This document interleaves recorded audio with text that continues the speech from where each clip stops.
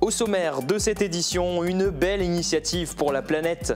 Les enfants du regroupement scolaire d'Épin-Ormersvillers ont planté 70 arbres aux abords de la départementale 620 entre Sarreguemines et Bitche. Objectif de cette action organisée par le conseil départemental des jeunes, sensibilisés aux enjeux de la protection de l'environnement.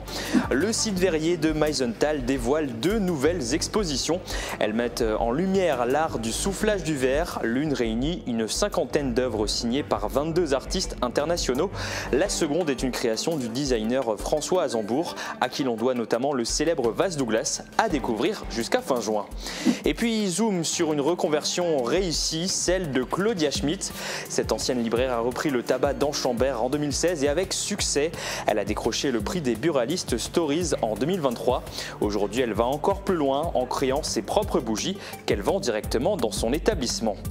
Lourde défaite pour le Sarreguemines Football Club. Après plusieurs victoires ces dernières semaines et un nul la semaine dernière, les faïenciers se sont inclinés 4-0 face au FC Metz. Le club est relégué à la 7e place du classement de National 3. Ils ont relevé le défi et avec brio la semaine dernière, les élèves des écoles Louis Pasteur et Baron de Gunzer à Bitche ont présenté leur premier spectacle de cirque en français et en allemand. Après une semaine d'atelier avec la compagnie allemande Zabzarab, ces apprentis artistes se sont produits devant leurs parents, enseignants et élus. Vous regardez le 30 minutes, soyez les bienvenus sur Mosaïque Cristal, heureux de vous retrouver pour faire le tour de l'actualité de notre arrondissement. Nos invités du jour, Juliana Losardo et Loane Adeline Vérin, 2 jeunes talents révélés par l'émission The Voice Kids. Ils font partie des chanteurs qui participeront à un grand concert caritatif organisé le 1er novembre à Rohrbach-les-Bitches. Objectif, récolter des fonds pour Clémence, une enfant atteinte d'une maladie génétique rare. Mais d'abord, place à l'actu et on commence avec un beau geste pour l'environnement. Les élèves de primaire de l'école d'Épin-Ormersvillers ont participé à un projet de plantation d'arbres aux abords de la voie verte à hauteur d'Épin. Une action pédagogique et écologique organisée par l'association des parents d'élèves en partenariat avec le département de la Moselle. Camille Henriot les a suivis en plein travaux. Un geste pour l'environnement et pour leur avenir commun sur cette planète. Pelle en main, ces enfants ont planté 5 essences différentes. Entre autres des frênes à fleurs, des poiriers d'ornement ou encore des sorbiers. Un vrai apprentissage pour ces élèves d'école primaire. Avant, je ne savais pas qu'il fallait faire comme ça et maintenant je sais comment il faut faire. D'abord, on met l'arbre, ensuite on met de la terre, et ensuite on l'arrose. De l'eau, de la terre et c'est tout. Ils ont planté 70 arbres à un endroit stratégique, tout proche de la route départementale 620, la voie verte entre Sarreguemines et Bitche. L'objectif de cette action était de sensibiliser les jeunes aux enjeux de protection de l'environnement. Les enfants de Ormersvillers, de Épin ne passeront plus jamais de la même façon le long de notre départemental. À chaque fois, ils verront leur arbre et c'est ce qu'on trouve très bien dans cette initiative. 65 enfants issus du regroupement scolaire d'Épin-Ormersvillers ont pris part à cette action écologique imaginée par le conseil départemental des jeunes. On a décidé de faire une action qui mettait en valeur à la fois les écoles, donc le primaire, les CD jeunes du canton et le président, Elias. Dès le début de notre mandat, on a souhaité axer une partie de notre travail sur l'environnement. Donc c'est une partie de notre grand projet sur l'environnement autour du développement durable qui a déjà été commencé par les assemblées avant nous. Toutes ces nouvelles plantations ont été baptisées avec le nom d'un élève. Tout un symbole, car ces arbres continueront à grandir avec ses futurs citoyens. Tu vois, eux, ils commencent à être vieux. J'ai l'impression qu'il y a juste un mousse dessus. On part à Meisenthal où 2 nouvelles expositions viennent d'ouvrir au 3e étage du musée du verre et dans la galerie du CIAV. Elles mettent en lumière les techniques de soufflage du verre découvertes en images avec Émilie Hazel.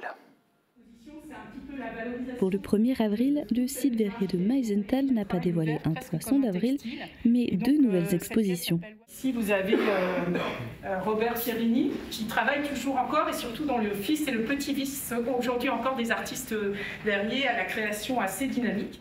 Le musée du Verre propose au public une exposition intitulée « Studio Glace, un souffle de liberté » jusqu'au 30 décembre 2025. Elle permet de découvrir plus d'une cinquantaine d'œuvres de 22 artistes.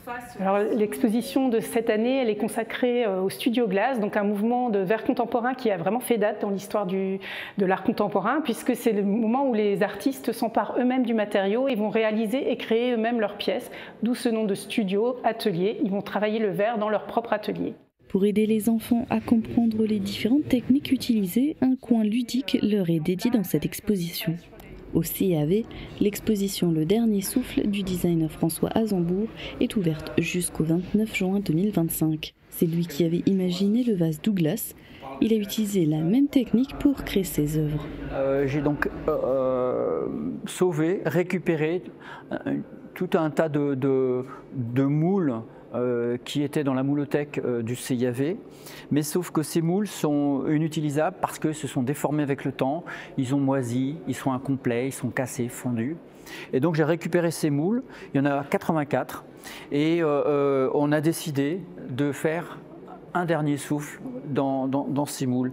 Et là, cette fois-ci, ces tirages sont faits non pas en tournant, puisque tous ces moules en bois, normalement, les pièces sont des pièces de révolution et ça tourne. Sauf que là, on a soufflé en fixe. De cette manière, le verre va véritablement brûler le bois. Le bois va imprimer ses veines sur le verre. Mais on va y voir aussi tout ce qui fait le moule. L'utilisation des différents moules est un hommage au métier de verrier. Il y a des reconversions qui impressionnent. Celle de Claudia Schmitt en fait partie. Ancienne libraire, elle reprend en 2016 le tabac d'Anchambert avec un succès fulgurant. Et pour cause, elle a remporté en 2023 le prix des Buralistes Stories. Au quotidien, Claudia Schmitt, soutenue par sa mère et une employée, accueille jusqu'à 200 clients lors des journées d'affluence. Émilie Hazel l'a rencontrée. Alors Claudia Schmitt, je suis buraliste donc à Anchambert depuis 9 ans cette année. Alors j'étais libraire pendant 10 ans. J'ai également travaillé, donc ça c'était après mes études de lettres, j'ai travaillé toujours dans l'édition et j'étais commerciale pour 2 diffuseurs de livres, un qui était dans le Nord et ensuite un qui était dans le Limousin, et ça j'ai fait pendant 4 ans. J'étais promue directrice de région et ça c'était juste avant de prendre mes fonctions de buraliste. Alors ça s'est plutôt fait, c'était une proposition de la part de mes prédécesseurs en fait, qui avaient le bureau de tabac à Anchambert. Ils m'ont proposé de me vendre la licence de tabac. Et du coup, j'ai beaucoup réfléchi et j'ai accepté parce que je voulais développer la partie épicerie, notamment dans le magasin. Je suis partie de la librairie parce que je voulais effectivement faire autre chose. J'avais plus ou moins fait le tour. À l'époque, on n'était plus une librairie indépendante, donc je ne m'y retrouvais pas trop dans mon métier de l'époque, enfin celui que j'avais appris. En 2023, elle reçoit le prix des Buralistes Stories, une grande reconnaissance pour elle. Alors c'était surtout une belle reconnaissance au niveau national dans le monde des buralistes, en fait, dans notre métier. C'était vraiment oui, une très belle reconnaissance.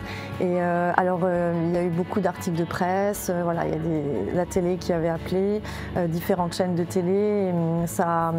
Oui, parce que les gens ont vu passer les articles, ont vu les interviews, et du coup ça a fait parler dans le magasin, on a parlé autour de ça et ça fait plaisir en fait d'avoir aussi la gratitude de nos clients en fait. Claudia a récemment commencé à fabriquer ses propres bougies qu'elle vend dans son tabac, une activité de plus à gérer pour la jeune femme. C'est pas facile en fait, c'est souvent le samedi et les après-midi de la semaine quand Sophie est au comptoir et assure le service, je peux être dans l'atelier et cuire mes bougies. C'est pas facile de gérer les deux, ça prend beaucoup de temps en fait. Il me faut un minimum de 4-5 heures pour cuire quelques dizaines de bougies. Donc du coup, on fait comme on peut et voilà. Il n'y a jamais assez d'heures au jour. Coup d'arrêt pour le Sarreguemines Football Club. Après plusieurs résultats positifs, les faïenciers ont lourdement chuté samedi soir contre la réserve professionnelle du FC Metz. Le SFC s'est incliné 4-0 à domicile. Le résumé de la rencontre par Guillaume Dumonteil. 4e minute de jeu, faux espoir pour les supporters sarregueminois. Leurs protégés en maillot bleu ne viennent pas d'ouvrir le score. Ce sont les filets extérieurs qui ont tremblé. Et puis de toute façon, il y avait hors-jeu. Il n'empêche, les locaux débutaient parfaitement. Ils dominaient en début de partie la réserve professionnelle du FC Metz. La suite allait s'avérer plus compliquée. Première sueur froide pour les supporters sarregueminois à la 17e minute de jeu, avec cette action peu académique mais dangereuse. 5 minutes plus tard, Ismaël Gerti ouvrait le score pour Metz d'un coup franc magnifique. 5 minutes plus tard, Antonin Mélis ne parvenait pas à cadrer sa frappe. À la 31e, Gédéon Mulenda avait l'occasion d'égaliser, mais sa frappe était détournée par le gardien messin. Peu de temps avant la mi-temps, Metz inscrivait un deuxième but, mettant un gros coup sur la tête des Sarregueminois. Les nombreux changements opérés à la reprise par l'entraîneur sarregueminois ne parvenaient pas à redonner de l'allant au SFC. Le rythme retombait, on voyait mal les faïenciers réussir à revenir au score et en fin de rencontre, les Messins sont même parvenus à aggraver la marque à 2 reprises. Tout d'abord après un beau mouvement collectif, puis sur pénalty. Score final, 4-0 pour le FC Metz. On est tombé face à une belle équipe du FC Metz et on a pris notre match un petit peu à l'envers et puis on a couru après le score. On a essayé, mais c'est pas passé. Eux qui restaient sur une bonne dynamique en championnat, les footballeurs sarregueminois devront oublier cette rencontre et faire preuve de force mentale et physique pour réagir, si possible dès samedi prochain, le 12 avril, à Sochaux. Malgré cette lourde défaite, le SFC limite la casse. Les faïenciers ne perdent qu'une place au classement de National 3 et passent 7e, juste derrière la réserve du FC Metz. Dans une toute autre ambiance, le cercle d'échecs de Sarreguemines a organisé hier son premier tournoi marathon. Des amateurs de cette discipline ont fait travailler leur méninge toute la journée de 8h30 à 19h. Ils étaient regroupés par poule de 4 joueurs de même niveau. La compétition s'est tenue sous l'égide de la Fédération française. C'est un challenge ambitieux qu'ont relevé les enfants des écoles biculturelles Baron de Günzer et Louis Pasteur de Bitsch. Avec l'aide d'une compagnie allemande, ils ont mis sur pied leur propre spectacle cirque. Vendredi, 2 représentations ont été données sous un chapiteau à côté du marché couvert de Bitsch. Reportage d'Emilia Zell et Thibaut Desmerlet.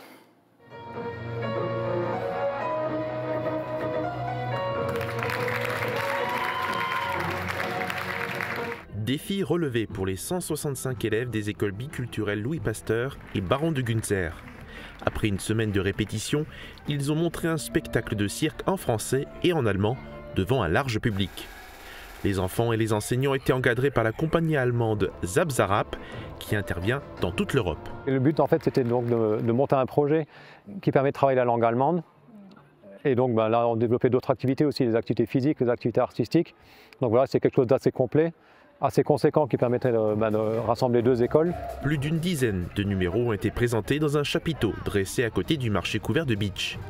Acrobatie, magie ou encore de la comédie.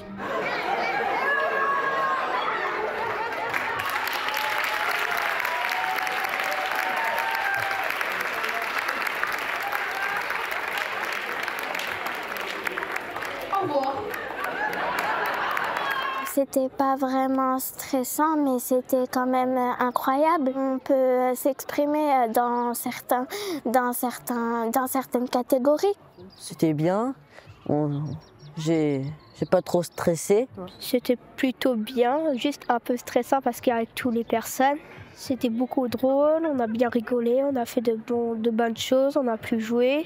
Ce projet ambitieux a coûté plus de 10 000 € et a été soutenu financièrement par la région Grand Est, le département de la Moselle et la ville de Bitsch.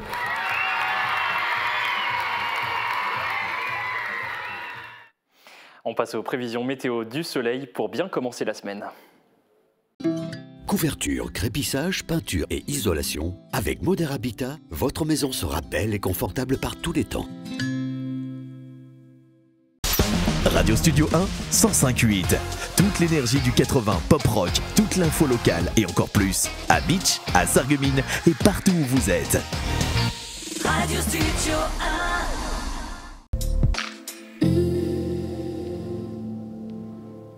Bonjour tout le monde, c'est reparti pour une semaine complète de beau temps. Pour demain, on retrouvera un ciel dégagé et un soleil bien présent, mais avec des températures toujours aussi fraîches au lever du jour. Les minimales iront de 1 à 3 degrés et les maximales de 14 à 15 degrés. Demain, nous fêtons les Julie et il fera jour de 6h53 à 20h13. Passez tous une belle journée et à demain!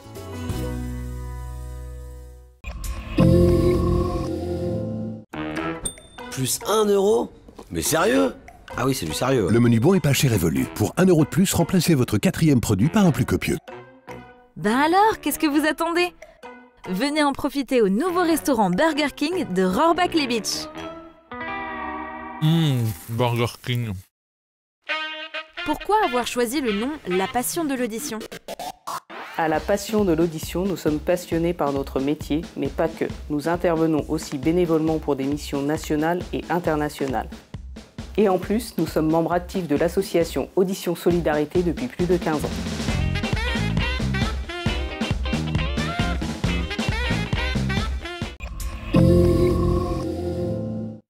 Je vous le disais en début d'émission, un grand concert caritatif avec des artistes locaux se prépare. Il aura lieu le 1er novembre à Rohrbach-les-Beach. Et j'ai à mes côtés deux des talents qui vont donner de la voix lors de ce concert. Juliana Losardo et Loane Adeline Vérin. Merci à tous les deux d'avoir accepté notre invitation. Merci beaucoup. Juliana, l'objectif c'est de lever des fonds au profit de l'association Sourire de Clémence. Est-ce que tu peux nous expliquer qui est Clémence, qui est-elle et de quoi souffre-t-elle ? Clémence, elle a 6 ans, elle souffre de la pathologie Angelman, donc elle a du mal à marcher, à parler et surtout à apprendre. Il y a beaucoup de crises d'épilepsie dans sa maladie et de troubles de sommeil. Et donc du coup, ses parents, il leur faut beaucoup d'énergie et beaucoup de soutien financier. C'est pour ça qu'ils ont fait une association qui s'appelle Sourire de Clémence. Et Loane, c'est toi qui l'as rencontré en premier. C'était quand et dans quel cadre? Alors j'avais reçu un message sur Facebook d'un ancien entraîneur de foot. Il m'avait dit, est-ce que ça te ferait plaisir de venir chanter pour une petite qui est atteinte du syndrome? Et j'y suis allée, j'ai même pas hésité, j'y suis allée et je lui ai chanté Roule. Et depuis, on se lâche plus. Qu'est-ce qui t'a marqué quand tu as rencontré Clémence? Qu'est-ce qui t'a frappé? Quand je l'ai vue, c'est d'abord son sourire, parce que du coup, sa maladie, elle a toujours un sourire. Et la gentillesse de leurs parents. Tu as été touché par ce qu'elle vit, c'est ça. Et on précise que Clémence, elle vient d'Herbitsheim. Ce sont vos parents qui se sont regroupés à travers leur association Il Canto, Juliana, pour organiser cet événement caritatif. C'était naturel pour toi d'y participer? Déjà en tant qu'artiste, ça nous touche beaucoup ces causes-là. Moi c'est vrai depuis toute petite, ma première scène c'était pour une amie à moi qui a été atteinte d'une maladie aussi rare. Et avec Loane on fait beaucoup de scènes. Encore on a pu faire une scène il n'y a pas longtemps pour Écrit à 10 pour les enfants 10 à Sarreguemines. Et donc ça nous touche beaucoup les causes comme ça. Pourquoi c'est important de se mobiliser justement quand on est artiste pour une cause comme celle-là? Parce que je pense qu'on côtoie beaucoup de générations et je pense que c'est important parce qu'on peut partager des messages et que les gens vraiment se mobilisent pour une cause déjà pour la nôtre qui n'est pas commun. Donc voilà. On va maintenant un peu parler de votre concert. Vous ne serez pas seul sur scène le 1er novembre puisqu'il y aura 2 artistes à vos côtés. Est-ce que vous pouvez nous dire un peu quels artistes se produiront avec vous? Alors, oui, c'est à force du concert parce qu'il y a plein de bons chanteurs. Alors, il y a d'abord Gabriel qui a fait The Voice Kids 8, Noéline et Loane qui ont fait The Voice Kids 10 et Loane qui avait fait The Voice Kids 8 en solo. Ensuite, il y a Léane qui est une chanteuse aussi talentueuse. Et il y a aussi Elodie qui chante hyper bien aussi. C'est des artistes que vous avez déjà rencontrés par le passé ou pas? Exactement, c'est des très très bons amis à nous, qu'on partage beaucoup de scènes au quotidien avec eux et qu'on adore toujours chanter avec eux. C'est pour ça que ça nous tient à cœur qu'ils soient là pour cette belle cause. Exactement. Et vous vous réunissez régulièrement pour organiser ensemble ce grand concert. On a d'ailleurs assisté à l'une de vos répétitions. Regardez.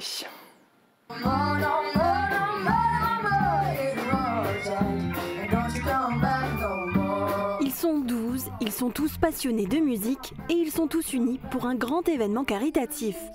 7 chanteurs, dont plusieurs ont participé à l'émission The Voice Kids, et 5 musiciens talentueux de la région préparent ce concert pour Clémence.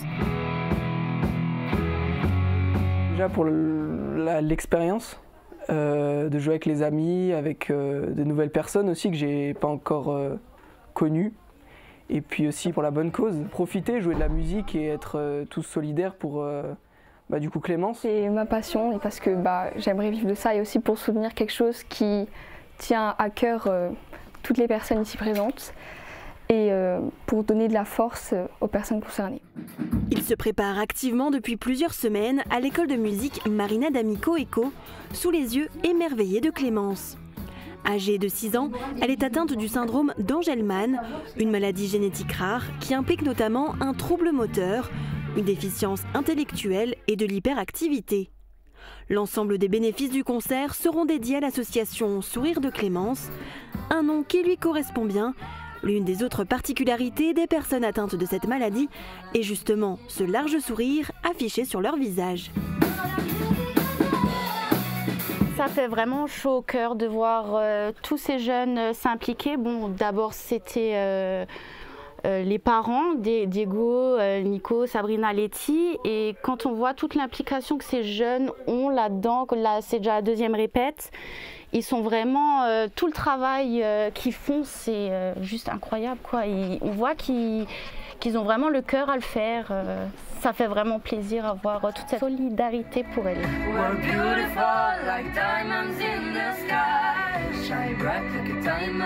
Les dons récoltés permettront d'aider sa famille à financer un stage intensif dans un centre spécialisé qui pourrait l'aider à évoluer.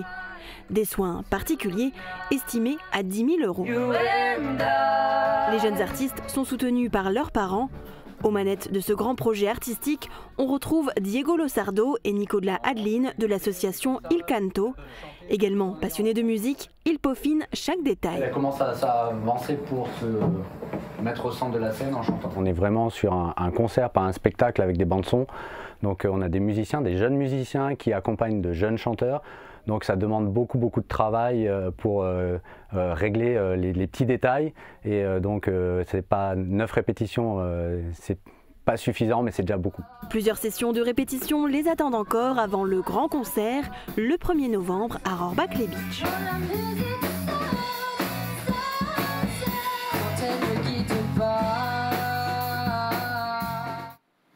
Eh bien, ça a l'air d'être un très beau concert en préparation. Vous voulez dire le nom, il me semble, des musiciens? Quels musiciens seront présents? Alors, c'est un concert live, donc il n'y aura aucune bande-son. Donc, à la batterie, il y aura Benjamin qui a récemment joué avec Indochine au Galaxy d'Amnéville. À la guitare, il y aura Nathan qui, lui, est au lycée Faber à Metz. Donc, il fait de la musique tous les jours. Au clavier, il y aura Elsa et Kali. Voilà. Et à la basse, il y aura Thiago. Est-ce qu'il est déjà possible d'acheter des billets dès maintenant pour ce concert? Alors, nous avons prévu de mettre la vente des billets autour du mois de mai. Et pour les informations, ce sera sur nos réseaux sociaux. D'accord. Pour l'instant, est-ce que vous savez où est-ce qu'on pourra réserver les billets? Il y a un site en ligne qui sera dédié? Sur Hello Asso. Hello Asso. Ok, c'est bien noté. Et donc on y revient, hein, c'est l'association Il Canto qui est à l'initiative, comme on l'a dit tout à l'heure, de ce concert. Et d'ailleurs, l'association de tes parents est à la recherche de sponsors. On a tendu notre micro au président de cet organisme, qui n'est autre que ton papa, Juliana, pour en savoir plus. À l'heure actuelle, on cherche des dons pour pouvoir monter le projet, pour pouvoir faire cette scène qui aura lieu le 1er novembre à Rohrbach-les-Beach. Donc ça engendre toute la gestion de la création de cette scène. Donc oui, il y a 2 solutions, ou des dons directement, ou on a aussi une cagnotte sur les réseaux sociaux, sur www.ulule.fr, où les particuliers comme les entreprises peuvent laisser venir nous aider, en tout cas à monter ce projet. Voilà pour ces propos recueillis par Marie-Morgane Pires. Vous avez tous les deux une actualité musicale chargée. Juliana, tu viens de sortir ton premier titre intitulé « Ma force ». Est-ce que tu peux nous présenter, nous parler de cette chanson? Qu'est-ce qu'elle représente? Alors déjà pour moi ça me tenait vraiment à cœur de sortir une chanson comme ça parce que je parle de mes parents qui m'ont toujours soutenue depuis le début. C'est une chanson que j'ai écrite et composée toute seule. Donc ça m'a demandé beaucoup de travail parce que je suis assez jeune et que je n'ai pas vraiment encore d'expérience dans ce milieu pour écrire. Parce que je fais beaucoup de reprises ou beaucoup de de feat avec d'autres artistes, donc j'écris pas trop. Et donc du coup, ça me tenait vraiment à cœur de pouvoir parler de ça pour ma première chanson. Et est-ce que tu as d'autres projets en cours ? J'ai d'autres projets, donc beaucoup de scènes avec mon groupe Intemporel, qui se produit souvent d'ailleurs à Sarreguemines, et on pourra suivre nos actualités sur les réseaux sociaux. Et en solo, je fais la première partie des L5 le 26 avril. Donc voilà. Et toi, Loane, tu as aussi des projets en cours ? Oui, le 11 avril qui vient, là, j'aurai mon single qui sort, qui s'appelle Je pars, je vole. J'ai aussi la première partie du Attic avec Juliana, que je ferai en juin. Le 29 juin, je crois. Le 28. Le 28 juin. Et je ferai aussi le concert pour les enfants de l'UNICEF. Et je fais une petite tournée de 4 jours, du 16 au 20 avril, avec la tournée des chansons plein la tête.